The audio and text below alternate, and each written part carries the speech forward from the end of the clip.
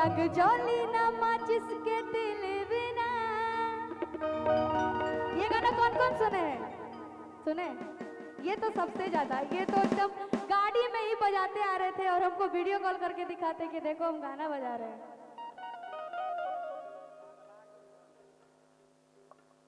और कहेंगे इसको जाते जाते टाइम एक गा लेंगे। एक मेरा बहुत ही प्यारा सॉन्ग आया था, उसको बहुत प्यारा आशीर्वाद दिए आप लोग। आइएगा भैया। कि हेरे छोड़ा तो ढेरे अब उड़े लगल ही। इसको बहुत प्यार दिए आप लोग और ऐसे ही प्यार आशीर्वाद बनाए रखिए। कि हेरे छोड़ा तो ढेरे अब उड़े लगल ही। अभी देखिए रहलियो बेसी कूदे लगल ही।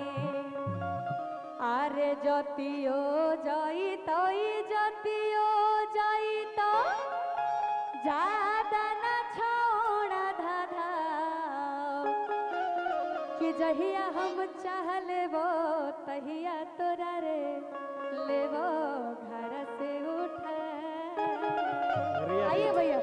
कि हेरे छोड़ा तो ढेरे अब उड़े लगा।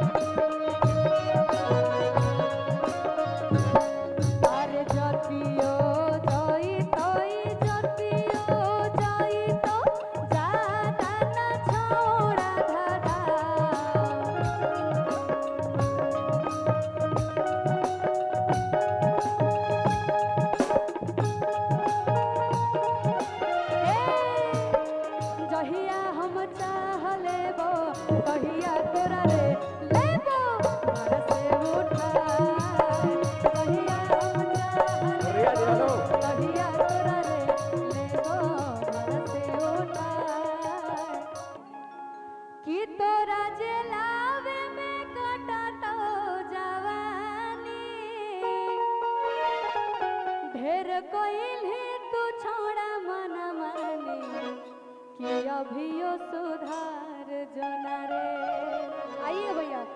कि तोरा जलावे में काटा तो जवानी।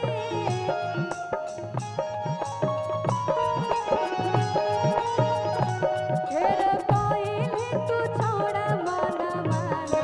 कि अभियो सुधार जोना रे छोड़ा। कि अभियो सुधार जोना रे।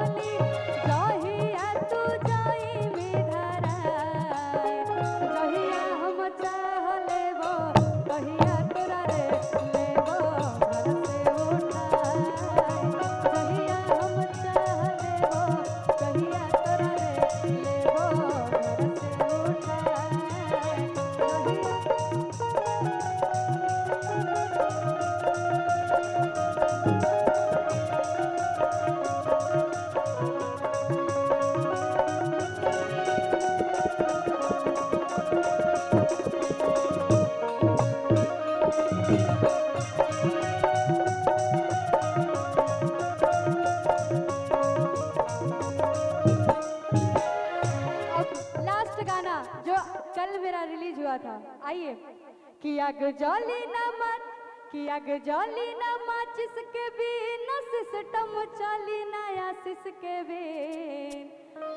कि अग जाली ना माचिस के बिना सिस्टम चली नया सिसके बिन। कि और सबके डिमांड है ना में बरांड है किंगो के है की। और कि झुलुफिया वाला के है जन्मदिन। ये भी बहुत प्यारा आशीर्वाद दे रहे हैं आप लोग और खूब बहुत सारा रील बन रहा है इस पे। आइएगा भैया। कि अग जाली ना माचिस के बिना सिस्टम चली नया सिसके बिन।